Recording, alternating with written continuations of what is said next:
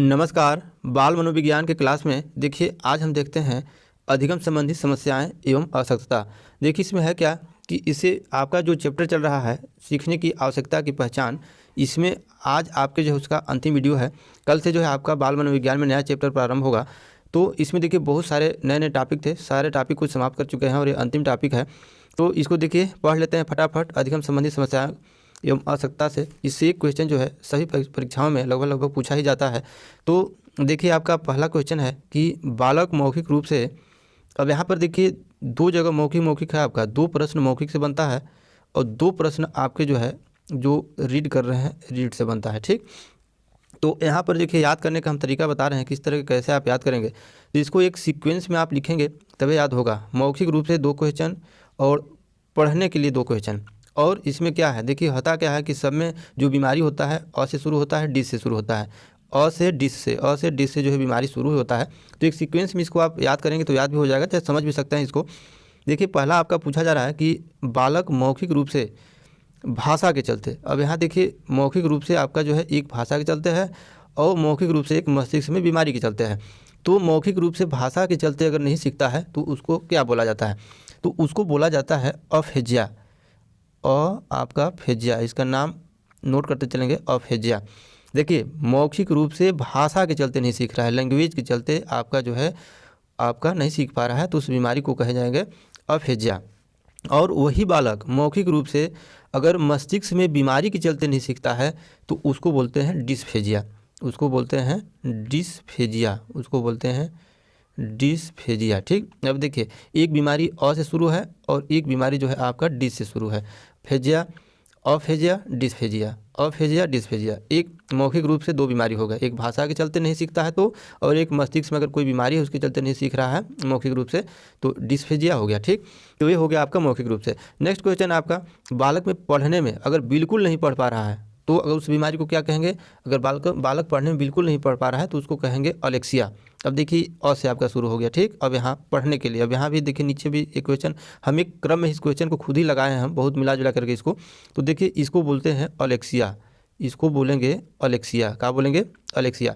अगर बालक पढ़ने में बिल्कुल नहीं पढ़ पा रहा है तो उस बीमारी को बोलेंगे अलेक्सिया। ठीक, और यदि बालक पढ़ने में बी या डी में अंतर नहीं कर पा रहा है तो उसको क्या बोलेंगे, तो उसको बोलेंगे हम जो है डिसलेक्सिया। अब यहाँ देखिए ए से शुरू है, अब अ से शुरू है, अब यहाँ जो है डिस से शुरू हो गया, डिस से। तो देखिए आपका अ या डिस, अ और डिस ये बहुत ही काम की चीज़ है इस समय आपको इसको समझने में। Alexia, dyslexia. ठीक, आपका जो है अलेक्सिया, डिसलेक्सिया। तो अब देखिए पढ़ने में बिल्कुल नहीं पढ़ पा रहा है तो अलेक्सिया, और बी या डी में अंतर नहीं कर पा रहा है पढ़ने में तो आपका हो गया डिसलेक्सिया। यहाँ पर आपका चार बीमारी क्लियर हो गया। अब आगे के देखते हैं क्वेश्चन। अब आगे के क्वेश्चन में भी आपका देखिए दो बीमारी ऐसा है जो कि उसी से जैसे पीछे पढ़े हैं वैसे इसको भी पढ़ना पड़ेगा। देखिए आपका 160 नंबर का क्वेश्चन है कि बालक जो है शारीरिक अक्षमता। अब देखिए यहाँ भी जो है 61 नंबर क्वेश्चन अक्षमता। अब अक्षमता में जो है देखिए जैसे लिखना, चलना, बोलना, ये तीनों चीज़ को इसमें सम्मिलित किया गया है, लिखना, चलना, बोलना। ठीक, तो शरीर में देखिए मांसपेशी के चलते अगर नहीं सीख पा रहा है तो उसको जो है क्या बोला जाएगा। तो देखिए अगर शरीर में मांसपेशी के अगर प्रॉब्लम के चलते अगर वो बच्चा नहीं सीख पा रहा है, जैसे उसको शारीरिक अक्षमता है, शरीर में मांसपेशी के जो है अगर कमी के चलते जो है वो नहीं आपका जो है न तो लिख पा रहा है, चलने बोलने में उसको प्रॉब्लम हो रहा है, तो उस बीमारी को उसको क्या कहेंगे, अप्रेक्सिया। उसको कहेंगे आपका जो है अप्रेक्सिया, उसको कहेंगे अप्रेक्सिया। ठीक, ठीक, आपको आगे उसी प्रकार से शारीरिक अक्षमता के चलते लिखना, चलना, बोलना। अब वहाँ तो क्या था, मांसपेशी के चलते प्रॉब्लम था। अब यहाँ पर आपका जो है नर्वस सिस्टम, तंत्रिका तंत्र के अगर परेशानी से अगर वो बच्चा नहीं सीख पा रहा है तो उसको बोलेंगे हम डिस्प्रेक्सिया। क्या बोलेंगे? उसको बोलेंगे डिस्प्रेक्सिया, डिस्प्रेक्सिया। ठीक, अब यहाँ भी देखिए अब क्वेश्चन में आपका यहाँ अ लगा है और यहाँ जो है डिस लगा है। Apraxia, dyspraxia, apraxia, dyspraxia. Dyspraxia जो है तंत्रिका तंत्र के चलते और मांसपेशी के चलते नहीं सीख पा रहा है तो जो है अप्रेक्सिया। ठीक, अब आगे के क्वेश्चन देखते हैं। आगे का आपका क्वेश्चन कह रहा है कि गणित को समझने में कठिनाई हो रहा हो तो उसको कौन सी बीमारी कहा जाएगा। तो देखिए यदि गणित अगर समझने में बालों को अगर परेशानी हो रहा है तो इसको तो याद करने में कोई दिक्कत नहीं है, इसको तो आप जानते हैं कैलकुलेटर से यहाँ पर खुद वो इस तरह से आपका डिसकैलकुलिया ही नाम दिया हुआ है, इसमें आप कन्फ्यूज नहीं होंगे। डिसकैलकुलिया, शुरुआत के जो आपके 6 प्रश्न थे उसमें जो है आपको कन्फ्यूज होने की जरूरत थी, तो उसको हम इस तरह से सिलेक्ट कर दिए हैं कि उसको एक क्रम में याद रख लेंगे तो उसमें कन्फ्यूज होने का कोई सवाल ही नहीं है। डिसकैलकुलिया। ठीक, नेक्स्ट है आपका गंभीर तनाव की अवस्था को किस बीमारी के नाम से जानते हैं।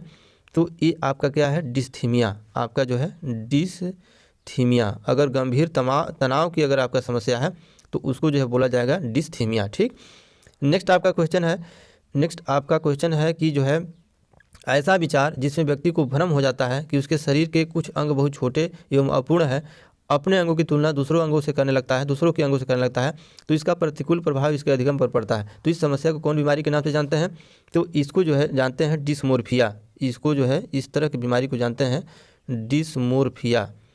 डिस्मोर्फिया। ये कौन बीमारी के नाम से जानते हैं? डिस्मोर्फिया बीमारी से। ठीक, नेक्स्ट है एक लिखने संबंधी आवश्यकता, बार बार पूछा जाता है। शुरुआत में लिखने संबंधी बात हम लिए हैं, लेकिन एक जैसे अगर लिखने संबंधी दूसरे रूप से है, तो अगर यहाँ पर इस तरह से अगर मान लीजिए ऑप्शन में दिया हुआ है डिस्ग्राफिया, तो इसको यहाँ पर छाटेंगे। लिखने संबंधी एक आवश्यकता जो है डिस्ग्राफिया भी होता है, ठीक ना, डिस्ग्राफिया, तो इसको याद रखेंगे।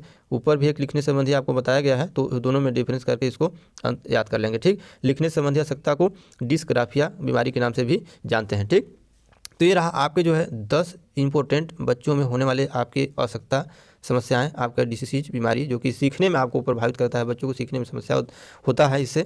तो आज से जो देखिए जो सीखने की आवश्यकता की पहचान है वो चैप्टर यहाँ पर आपका समाप्त हो रहा है। आगे जो है देखिए आपका नेक्स्ट चैप्टर जो है नेक्स्ट वीडियो में जो है हम लेने वाले हैं आपके जो है कि पढ़ने के लिए वातावरण का सृजन करना। पढ़ने के लिए वातावरण का सृजन करना आपके जो है देखिए अब 3 चैप्टर सिर्फ बाल मनोविज्ञान में रह गए हैं। तीनों चैप्टर आपको समाप्त कर देंगे तो बाल मनोविज्ञान का कोर्स आपका समाप्त हो जाएगा। तो आज के लिए बस इतना ही, धन्यवाद।